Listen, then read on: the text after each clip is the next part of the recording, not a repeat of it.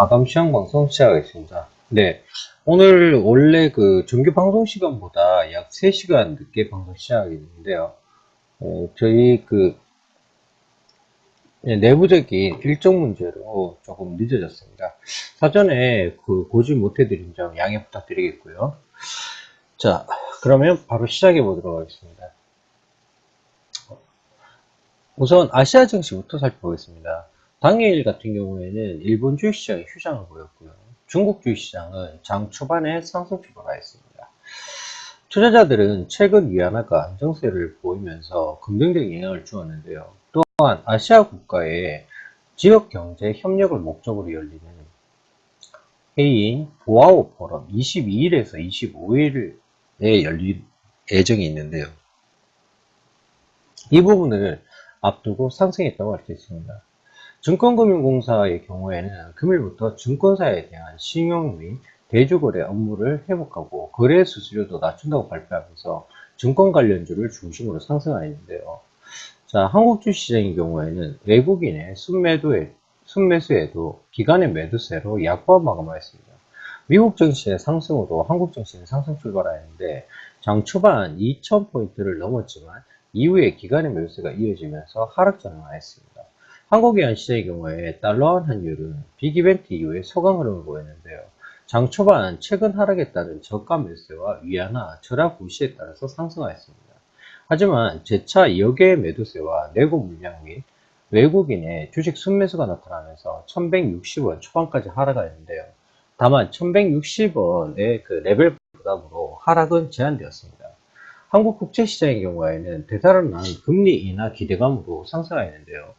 비둘기파적인 FMCA와 달러원 환율 하락세는 재차 금리 인하 기대감을 키우면서 국제 선물의 상승세로 작용하였습니다. 다만 장 후반에 유일호 부총리의 내수 지표가 개선되는 조짐을 보였다는 발언에 따라서 상승폭은 축소하면서 마감하였습니다. 자, 그러면 시장에 대해서 상세하게 한번 살펴볼 시간 갖도록 하겠습니다. 코스피 시장은 단기 상승에 따른 기간 차익 매물에 나흘 만에 소폭 하락하였는데요. 코스피가 미국 연방준비제도 이사의 FRB의 기준금리 동결과 경제지표 호조에도 하락하였습니다. 기관들의 강한 매도세를 당해낼 수 없었던 하루였는데요. 기관은 15일 연속 순매도를 갖다 이어간 상황입니다. 상승 출발한 코스피는 장 초반에 외국인의 순매수가 강해지면서 한때 2000선을 돌파하는 등 상승세를 보였는데 하지만 2000선 돌파 이후 외국인의 매수가 약해지면서 관망세로 돌아섰습니다. 여기에 기관의 순매도도 강해지면서 결국 약보합으로 거래를 마쳤는데요. 전일 대비 2.36포인트, 0.12% 하락한 1989.76에 거래를 마쳤습니다. 자, 전일 월요일 증시였으니까 미국 증시 살펴본다면 뉴욕 증시는 상승했는데 18일 현재 시간으로 다우존스의 경우에는 전거래일 대비해서 20.81포인트, 0.69% 상승한 17,602.30에 마감하였습니다. S&P 500 지수는 8.99포인트, 0.44% 상승한 2049.58을, 나스닥 지수는 20.66포인트, 0.43% 상승한 4795.65를 각각 기록한 바 있습니다. 하지만 국제유가는 하락했는데요. 18일 현재 시간으로 뉴욕 사업거래소 NIMX에서 4월 인도부 소프텍사스산 중진류의 가격은 전거래일 대비해서 76센트, 1.9% 하락한 배럴당 39.44달러로 마감한 바 있습니다. 런던 ICE 선물시장에서 거래된 브렌트유 5월 인도분 가격도 34센트, 0.8% 하락한 배럴당 41.20달러에 거래된 바 있는데요. 투자자의 동향을 살펴보면 기관이 홀로 지수를 갖다 끌어내렸다고 볼 수 있겠고 기관은 3,189억 원어치 물량을 매도하였습니다. 반면 개인과 외국인은 각각 1,030억, 1,404억 원어치의 물량을 매수하였는데요. 업종별로도 하락세가 조금 짙은 하루였습니다. 음식료 업종이 1.51%의 하락률을 보였고 유통업과 의료종일도 1%대의 하락세를 나타냈습니다. 반면 운수장비의 경우에는 1.09% 상승하였고 전기가스업과 의약품, 전기전자도 1% 미만의 상승폭을 보인 하루였습니다. 시가총액 상위 종목들은 혼조세를 보였는데요. 현대차는 2.66% 상승하였고 현대모비스도 1.41% 상승하였습니다. 반면 아모레퍼시픽은 1.40%, 삼성물산은 1.02% 하락하였습니다. 당일 거래량은 3억 2,067만 주, 거래대금은 4조 122억 원으로 집계되었는데요. 상한가 1개 종목을 포함한 346개 종목이 상승하였고 69개 종목은 보합에 머물렀습니다. 하한가 종목은 없었고 459개 종목이 하락하였습니다. 자, 다음은 코스닥 시장 한번 살펴보겠습니다. 코스닥 시장은 외국인과 기관의 동반 매도세에 소폭 하락하는데요. 코스닥 지수가 하루 만에 하락했다고 볼 수 있겠습니다. 외국인과 기관이 동반 매도세에 나서면서 지수에 부담을 줬는데요.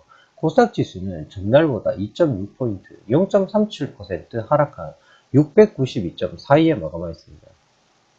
지수는 지난주 695까지 상승하면서 연고점 기록을 세웠지만 당일의 경우에 소폭 하락하였는데요. 외국인이 692억 원을 매수하였지만 기관과 외국인의 동반 매도의 영향이 컸다고 볼 수 있습니다. 외국인은 119억 원의 그 순매도를 보이면서 6거래일 만에 매도로 들어섰고 기관은 7거래일 연속 매도 공세를 이어갔는데요. 당일의 경우에도 568억 순매도를 기록하였습니다. 프로그램 매매는 차익과 비차익을 합쳐서 119억 원의 매도 우위를 나타냈는데요. 하락 업종 수가 좀 더 많은 하루였습니다. 방송 서비스 업종이 2.41% 하락하였고 인터넷이 2%, 그리고 통신 서비스가 1.92, 종이 목재가 1.9, 그리고 코스닥 150 레버리지가 1.69, 출판 매체 복제가 1.5% 등의 약세를 보였습니다. 반면 금속이 1.19% 상승하였고 운송, 화학, 의료정밀기기 등등이 운송이 1.04, 화학이 0.73, 의료정밀기기가 0.67, 그리고 IT 부품이 0.6 등의 그 상승을 갖다가 한 하루였습니다. 시가총액 상위 종목은 다소 엇갈리는 보였는데요. 시가총액 1위인 셀트리온은 0.46% 하락하였고 카카오도 2.23% 하락하였습니다. 또 동서, CJENM, 메디톡스, 코미팜, 로엔, 컴투스, 파라다이스, 코론생명과 GS홈쇼핑, SK머티리얼즈 등도 하락하였고 마제스타의 경우에는 운영자금 조달을 위해서 65억 규모의 전환사채를 발행하기로 했다는 소식에 5.37%의 약세를 보였습니다. 근데 이 마제스타의 경우에는 지금 발행가액이 현재 주가보다 낮은 상황, 즉 기준가액 자체가 3,200원 정도에 지금 형성이 되어 있는데요. 그로 인해서 약세를 보인 부분인데 실질적으로 그 근본 같은 경우에는 투자 유치로 보는 것이 옳을 것으로 보입니다. 아마 오늘 일시적인 하락 자체가 향후에 주가 상승으로 연결될 가능성이 높은 상황이니까요. 마제스타에 대해서는 여러분들이 관심을 갖다 가져보시면 좋을 듯 합니다. 자, 그리고 MSV는 지난 18일 전환사채 발행 그리고 최대주주 변경 가능성이 있다고 조회 공시 답변 후에 당일의 경우에도 7.54% 하락하였습니다. 이 부분 자체가 계속 그 지연에 의한 부분도 발생하고 있는데요. 이 부분은 좀 더 지켜봐야 될 것 같습니다. 반면 코데스 콤바인은 0.11% 상승하였고 바이로메드, 이오테크니스, 케어젠, CJ오쇼핑, 인트론바이오, SFA, 오스템 임플란트, 시젠 등도 상승하였습니다. 특히 심엔터테인먼트는 중국 최대 미디어 그룹인 하이브라더스 창업자를 사내 이사로 선임하고 화장품 판매 등의 신사업을 추가한다는 소식에 29.22% 급등하였습니다. 심엔터테인먼트 같은 경우에는 특징주에서 여러분들께 한 차례 말씀드린 바 있고 이 부분 자체가 상승 여력이 충분하다고 말씀드린 바 있습니다. 그리고 제미니 투자 같은 경우에는 애니메이션 업체 고구미가 적대적 인수합병에 나서면서 11.54% 상승하였습니다. 이 제미니 투자의 경우에도 그 특징주에서 한번 다룬 적이 있는데요. 기존에 그러니까 그 단순 투자 목적으로 투자했던 그 주요 주주가 실질적으로 경영 창업 목적으로 바뀌면서 그 이슈 자체가 계속적으로 발생하고 있는 부분입니다. 네, 그리고 최대 주주를 대상으로 200억 원 규모의 유상증자를 결정한 세븐스타벅스 역시 8.55% 상승하였습니다. 세븐스타벅스 같은 경우에도 앞서 말씀드린 마제스타와 비슷한 경우인데요. 근데 마제스타 경우보다는 훨씬 그 호재라고 볼 수 있겠죠. 단지 그러니까 유상증자 하는 기준가액 자체가 현 주가 수준보다 현저히 낮은 상황이어서 금요일 날 그 발표 당시에는 급격한 하락을 갖다 보이는 상황도 있었습니다. 하지만 그 부분이 바로 해소되는 모습을 갖다 보인 건데요. 이와 같이 마제스타의 경우에도 충분히 이런 형태의 반등이 나올 수 있다는 점 한 번 더 말씀드리겠습니다. 물론 경우 자체는 최대주 주의 그 투자와 일반적인 투자 부분에 차별을 갖다 둘 수 있겠지만, 결론적으로 요즘 시장 같은 경우에는 실질적으로 그러니까 투자 유치라는 모멘텀 자체가 상당히 크게 작용하는 경우가 간헐적으로 발생하고 있습니다. 한번 관심 가져보시면 좋은 결과 있을 것 같습니다. 당일 거래량은 6억 3,064만 천주, 거래대금은 3조 1,434억 8,400만원으로 집계되었습니다. 상한가 3종목을 포함해서 489개 종목이 상승하였고 하한가 종목은 없었습니다. 그리고 559개 종목이 하락하였고 96개 종목은 보합으로 마감했습니다. 아시아 증시도 한번 상세해 보겠습니다. 아시아 증시는 일본 증시가 추문절을 맞으면서 휴장한 가운데 중화권 증시는 일제히 상승하였습니다. 중국 증시는 정부의 규제 완화 정책에 힘입어서 3천선을 회복하였는데요. 당일 중국 상해종합지수는 전날보다 63.65포인트, 2.15% 상승한 3018.80에 거래를 갖다가 마쳤는데요. 상하이지수가 3000선 위로 오른 것은 지난 1월 19일 이후에 처음입니다. 그래서 오늘 조금 의미가 있다고 생각할 수 있는데요. 그리고 대형주 중심의 CSI 300 지수도 전거래일 대비해서 2.4% 상승한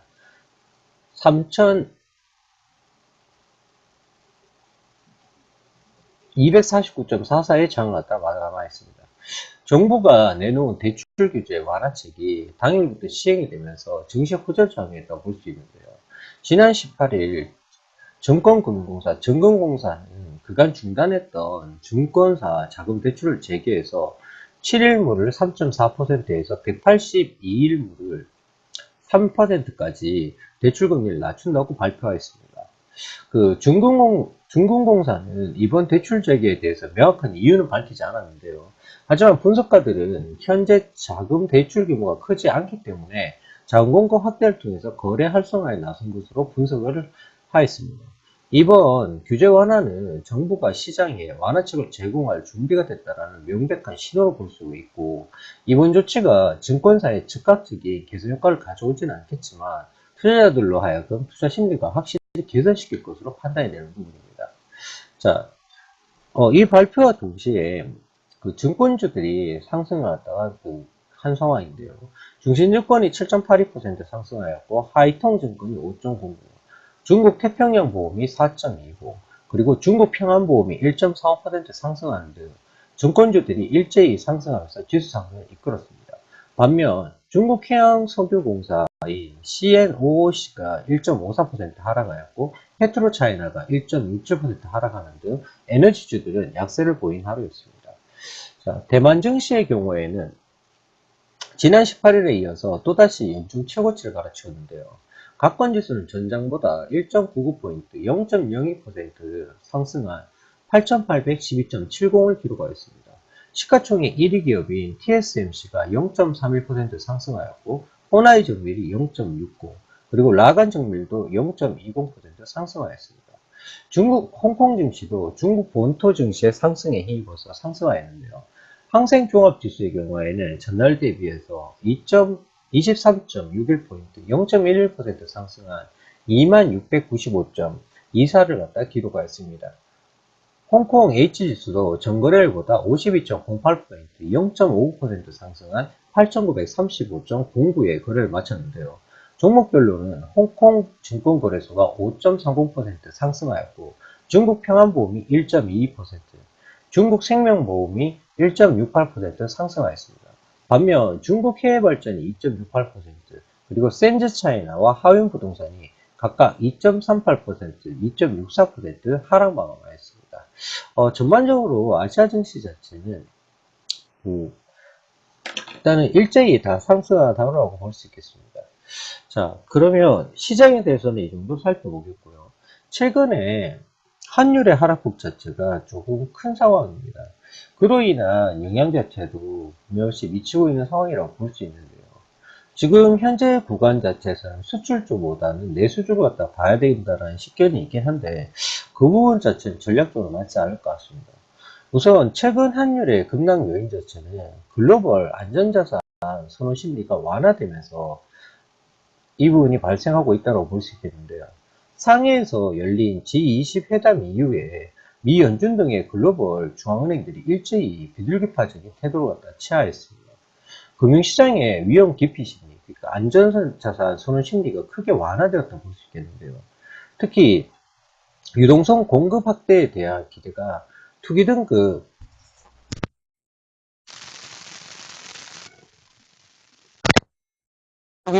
채권 가격의 상승으로 이어진 것이 한국 등의 이른바 그 위험 통화에 대한 선호를 다시 부각시킨 요인으로 작용한 것으로 보입니다.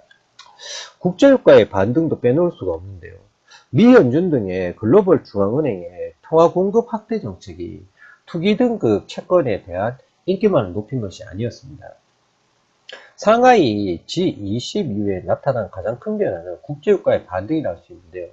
한때 배럴당 25달러를 위협하던 국제유가가 40달러 선을 상향 돌파하는 강세를 보이고 있는데, 이는 달러 약세로 촉발된 비달러 자산에 대한 선호가 큰 영향을 미치고서로 판단이 됩니다. 그리고 유가 급락세에 대응해서 사우디아라비아를 비롯한 오펙 국가들과 러시아의 경우에 원유 공급량의 동결에 위해서 협력하는 모습을 보인 것도 원유 시장의 패닉을 가라앉히는데 큰 역할을 한 것으로 판단이 되는 겁니다. 특히 3월 7일에 UAE 석유장관은 현재 원유 가격에서 산유량을 늘리는 것은 말이 안 된다고 발언하는 등 현재 그 4월 17일로 예정되어 있는 카타르도어에서 열리는 산유국 회담에서 생산량 동결 가능성을 높이고 있는 상황인데요. 이상과 같은 국제유가의 반등은 한국 등의 신흥국의 자산에 대한 투자자들의 매수를 촉발시켰고, 이는 다시 외환시장에서 원화 절상 압력을 높인 것으로 판단할 수가 있습니다. 자, 그러면 환율이 계속적으로 지속적인 하락을 보일까라는 문제인데요. 앞서 말씀드린 바와 같이 투자자들은 안전자산 선호 심리가 완화되고, 더 나아가 국제유가의 급반등에 성공한 것이 최근 달러에 대한 원화 환율 하락의 주된 원인이었다고 할 수 있습니다. 그런데 이런 원화 강세의 요인이 앞으로도 지속될 수 있는 것인지에 대해서 고민해 볼 필요가 있는데요. 연준은 연내 금리를 두 차례 이상 인상하겠다고 현재 발표한 상황입니다. 첫 번째 걱정거리가 바로 이 미국 시장 금리의 상승 가능성인데요. 미국의 실질금리, 즉 명목금리 자체가 실질금리는 명목금리에서 소비자의 물가 상승률을 갖다 뺀 값을 갖다 실질금리라고 하는데, 미국의 달러 가치는 변동을 갖다 좌우하는 핵심 요인이라 할 수 있습니다. 그런데 3월 연방공개시장위원회 FOMC에서 미 연준 위원들은 2016년 미국 경제 성장률 전망을 하향 조정하기로 했지만 미국 금리 인상에 대한 의지를 갖다 버리지 않고 있는데요. 2016년 말 기준금리를 갖다 얼마를 예상하느냐라는 질문에 대해서 연준위원들 상당수가 두 차례의 금리 인상폭인 0.875%를 예상했고, 한 차례의 금리 인상을 예측한 연준위원은 단 한 명에 불과했습니다. 반면 세 차례 금리 인상을 이야기한 위원은 3명, 그리고 네 차례의 금리 인상을 전망한 연준위원이 4명이었는데요. 즉 연내에 최소 2번 혹은 3번에서 4번의 금리 인상 가능성이 남아있다고 볼 수 있습니다. 결국 미국의 물가가 그 이상으로 높아지지 않는 이상은 미국의 실질금리는 지금보다 높은 수준을 보일 가능성이 높다고 봐야 되겠는데요. 특히 최근에 발표되는 미국의 경제지표의 개선 자체가 미국의 장기금리의 상승 가능성을 높이는 요인이라고 하는 점에서 주의해 볼 필요가 있습니다. 자, 그리고 유가 부분인데요. 현재 구간 자체에서 유가가 추가적인 상승, 그러니까 즉 40달러 이상의 상승을 기록하기 위해서는 아직까지는 조금 어렵다라고 보는 견해가 맞을 것 같습니다. 그 부분은 뭐냐면 여전히 공급 가행이 심하다는 측면인데요. 최근 달러에 대한 원화 환율의 하락을 유발한 두 번째 원인, 즉 국제유가의 상승 부분도 몇 가지 걸림돌로 존재하는 건 사실입니다. 첫 번째는 원유 시장에 존재하는 어마어마한 공급 과잉에 있는데요. 미국의 원유 재고 수준이 지난 5년의 평균 수준을 갖다 계속 웃돌고 있는데 유가의 상승이 연중 지속될 가능성을 희박하다 할 수 있습니다. 그러면 환율에 영향을 미치는 게 실질적으로 유가에 영향을 갖다 또 미치는 부분이 중국의 수입 둔화 위험이라고 할 수 있는데요. 중국 정부는 공급 가행 산업에 대해서 구조조정의 의지를 갖다 필요로 하면서 2016년 고정자산 투자 증가율 목표를 2015년 15%에서 2016년 10.5%로 무려 4.5포인트나 하향 조정한 바 있습니다. 그런데 이런 공급 가행 산업에 대한 구조조정은 중국의 수입을 갖다 더욱 위축시킬 가능성이 높다 할 수 있는데요. 특히 중국의 수입 수요는 원유 가격에 대단히 큰 영향을 미쳤다는 점을 고려해 볼 필요가 있을 것입니다. 세 번째 걸림돌을 이야기할 수 있는 것은 계절적 투기적인 수요의 해기 가능성입니다. 앞서 말씀드린 바와 같이 최근에 국제 유가가 반등한 가장 직접적인 원인 자체는 상하이 G20 회담 이후에 투기적인 원유 매도가 급격히 감소하는 등 이른바 쇼커버에 있다고 할 수 있는데요. 그런데 앞서 말씀드린 바와 같이 미국의 실질금리가 다시 상승하면서 달러 가치가 다시 상승하는 경우에는 이런 투기적인 매도 공세가 더욱 확대될 가능성도 높다 할 수 있습니다. 결국은 국제유가의 급등세는 4월의 생산량 동결 회담 이후에 점차 진정될 가능성이 높을 것으로 판단되기 때문에 한국 등의 신흥국 통화에 대한 선호가 2016년 내내 강화되기는 어려울 것으로 현재 예상이 되고 있습니다. 자, 그러면 환율의 하락폭은 추가적으로 크지 않다라는 결론에 도달하게 되는데요. 먼저 최근 달러에 대해서 원화 환율이 1180원으로 떨어진 이유를 먼저 생각할 필요가 있습니다. 원화 환율이 1180원 밑으로 떨어진 이유는 미국의 투기 등급 채권 가상금리가 하락하는 등의 안전자산 선순위가 완화되었고, 그리고 국제유가가 생산량 동결 기대감 속에서 반등하는 데서 찾을 수가 있습니다. 그러나 이상의 호재가 계속 강화되기에는 몇 가지 걸림돌이 있다고 판단할 수가 있는데요. 첫 번째로는 미 연준의 연내 금리 인상 의지가 꺾이지 않았다는 점입니다. 이 경우 미국의 실질금리 상승 가능성이 높아지는데 이런 상황에서도 미국의 달러 가치가 지속적으로 약세를 보이기는 쉽지 않다고 할 수 있습니다. 두 번째 걸림돌은 중국의 문제인데요. 중국이 양해에서 공급 가행 산업에 대한 구조조정을 선언하면서 2016년에 고정자산 증가율 목표를 전년에 비해서 4.5%포인트나 하향 조정했는데요. 이는 원유 시장에서 긍정적인 요인은 아니라고 볼 수 있습니다. 결국 안전자산 선호 심리의 약화와 유가 조정 및 미국의 실질금리 상승 가능성이 대립하는 구도가 출현할 가능성이 높다고 보는데요. 당장은 안전자산 선호 심리의 약화가 힘을 발휘할 것으로 예상이 되기 때문에 2분기 환율 전망을 기존 1180원에서 1250원, 그리고 1130원에서 1220원으로 오히려 하향 조정해야 되는 상황이 발생하고 있습니다.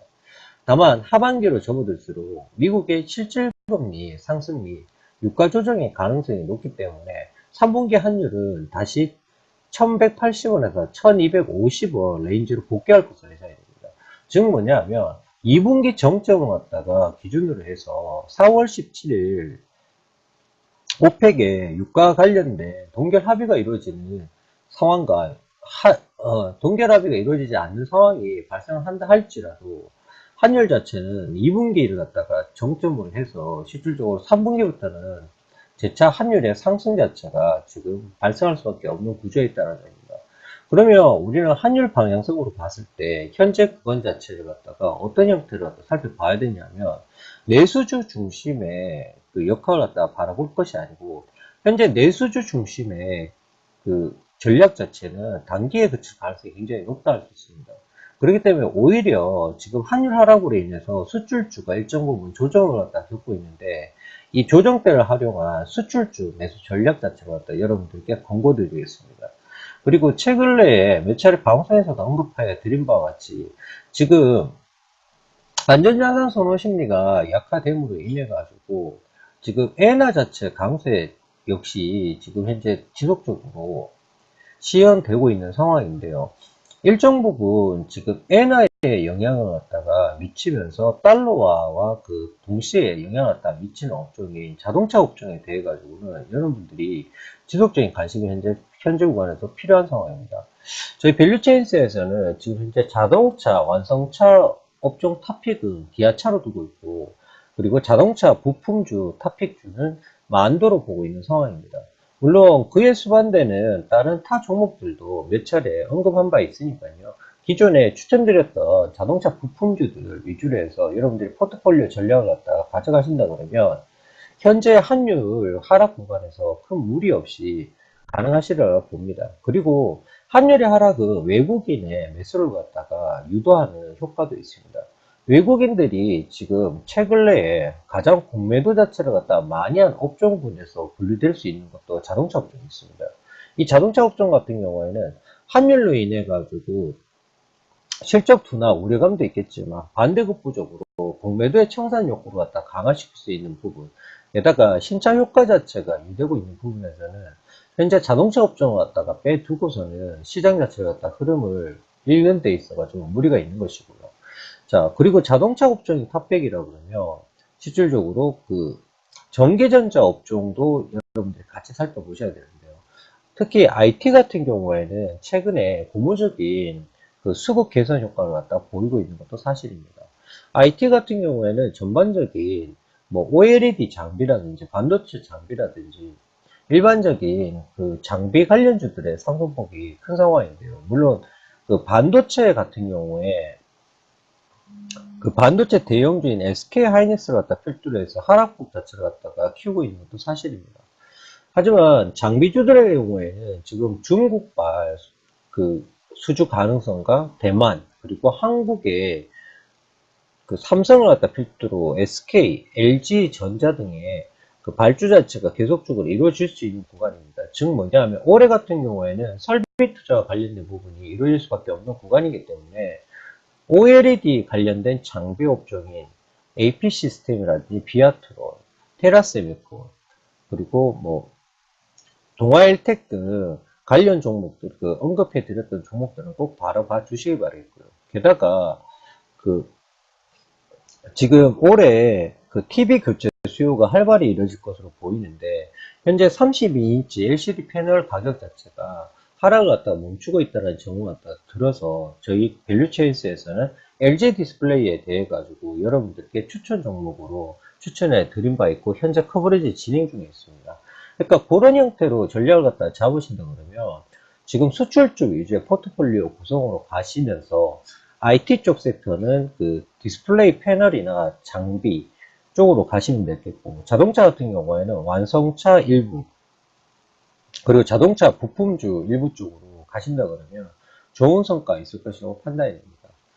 지금 그리고 당일 같은 경우에는 미디어 업종의 하락 자체가 조금 컸던 상황이라고 볼 수 있는데요. 이 부분 자체는 그간 상승분에 대한 어떻게 보면 모멘텀 부재기가 접근하면서 하락으로 전환한 부분입니다. 미디어 업종 같은 경우에는 실질적으로 1분기 성수기를 지나서 2분기에 비수기가 진입되는 측면이 있는데요. 그 측면에서 성비수기 부분만 일정 부분 할 수 있다 그러면 미디어 업종 갖다 지금 현재 상황에서 실질적으로 내 계좌 포트폴리오에 안 담는 게 맞겠죠. 그러니까 그런 부분에 대한 판단이 좀 필요한 상황입니다. 뭐 지금 CJENM이나 뭐 이런 종목들이 하락을 했다. 그로 인해 가지고 뭐 얘들 갖다 지금 사놓으면 되지 않겠느냐라는 질문도 많이 받는데 그거는 좀 전략적으로 맞지 않습니다. 물론 뭐 쇼박스 같은 경우에는 이야기가 좀 다르죠. 쇼박스 같은 경우에는 개별 그 모멘텀 자체가 발생한 구간이 있기 때문에 그건 이야기가 좀 틀리다고 보는 것이고, 예. 저희 밸류체인스 같은 경우에는 그 최근에 원래 그 기존 오전장 특징주와 오후장 특징주 방송 자체를 갖다 통합해서 오후 그 장중 오후 2시부터 장중 특징주 방송으로 통합 그 방송을 하고 있는데요. 지금 장중 특징주 방송을 갖다 여러분들이 들으시면 현재 그러니까 시장 자체에서 예, 움직임이 있는 종목들 위주로 보기 때문에 업종 순환 자체에 대한 판단 자체를 빨리 하실 수가 있는 상황이 있습니다. 뭐, 저 같은 경우에도 그 대본 받게 되면 그 종목들 자체를 갖다가 관심 종목창에 따로 별도로 해놓고 투자 전략 자체를 갖다 따로 보는 상황도 있는데요. 그게 생각외로 그 수익률이 굉장히 좋아요. 예, 뭐 밸류체인스 지금 추천 종목 관련된 규정상 세 종목 자체 목표가 실현 혹은 그러니까 그 편입 제외 의견이 나오기 전까지는 홀드 의견 자체를 갖다 유지하는 시스템이기 때문에 세 종목 이상은 추천하지 않고 있습니다. 하지만 장중 특징주 방송을 갖다 통해 가지고 거기서 언급되는 종목들로 그 부분에 대한 로스율 자체는 충분히 커버가 되고 나왔거든요. 뭐 대한전선 같은 경우에도 금요일 날 분석할 때 그 적극 매수 의견을 갖다 드린 바 있는데, 그로 인해 가지고 오늘 상한가 시현되고 목표가 6,000원 선정이 되어 있는 상황인데, 그런 형태의 투자 아이디어를 갖다 많이 얻으실 수 있으니까 여러분들이 장중 특징주 그 방송은 꼭 챙겨서 들어보시는 게 좋습니다. 그리고 뭐 후원회원님들 같은 경우에는 지금 카페에 후원회원 게시판에 그 종목 분석 부분에 보시면 그 장중 특징주 그 부분 자체를 갖다가 분할해 가지고 따로 또 올려놓고 있습니다.